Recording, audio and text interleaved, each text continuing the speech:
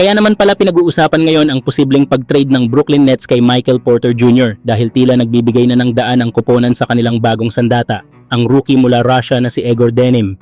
Sa panalo ng Brooklyn Nets laban sa Utah Jazz kahapon, walang bakas ng kaba ang rookie at agad niyang pinatunayan na handa siya sa NBA stage matapos magtala ng 25 points, 10 rebounds, 4 na assists at 6 na 3-pointers. Bilang isang forward na kayang maglaro sa wing, ipinakita ni Egor Denim ang kompletong skill set. May malambot na tira sa labas, kumpiyansang ball handling, mahusay na off-ball movement at agresibong rebounding sa magkabilang dulo ng court. Hindi lang scoring ang dala niya, marunong din siyang gumawa ng play para sa kakampi at may matibay na depensa, bagay na bihirang makita sa isang rookie. Dahil dito, mas lalong nagiging maliwanag ang direksyon ng Brooklyn Nets. Mukhang nasa tamang kamay ang kinabukasan ng prangkisa kay Egor Denim na posibleng maging sentro ng kanilang rebuilding o bagong core sa mga susunod na taon. Kung magpapatuloy ang ganitong performance, hindi malabong maging isa siya sa mga mukha ng bagong Brooklyn Nets. Kayo mga idol, ano ang masasabi nyo sa ipinakitang laro ng rookie mula Russia na si Egor Denim?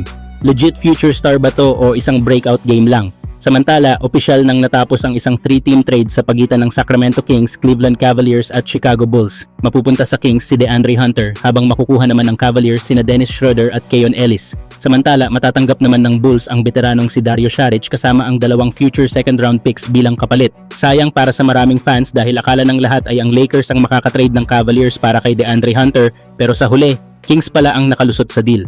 Isa na namang malaking galawan na siguradong may epekto sa balanse ng liga ngayong season. Samantala, umiinit ang usapan sa paligid ng Los Angeles Lakers matapos lumutang ang isang trade scenario kung saan makukuha nila si Peyton Watson mula sa Denver Nuggets kapalit ni Dalton Knecht, Adu Thiero, pati na ang 2031 first round pick at 2032 second round pick.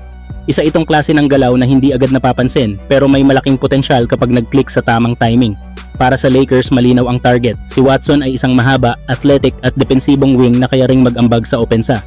Sa season na ito, kitang-kita ang pag-angat ng kanyang laro matapos mag-average ng 14 na puntos, 5 rebounds at halos 2 assists habang tumitira ng 41% mula sa 3. Hindi na siya basta role player. Unti-unti na siyang nagiging mahalagang pyesa na pwedeng isabay sa core at lumago pa, lalo na kung may katabing superstar gaya ni Luka Doncic.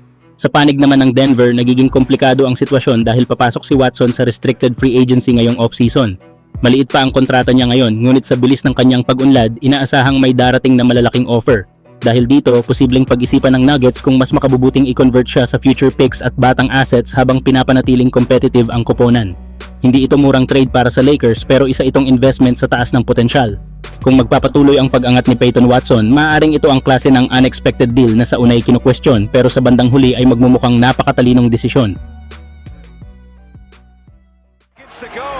Shai Gilgeous-Alexander on the run.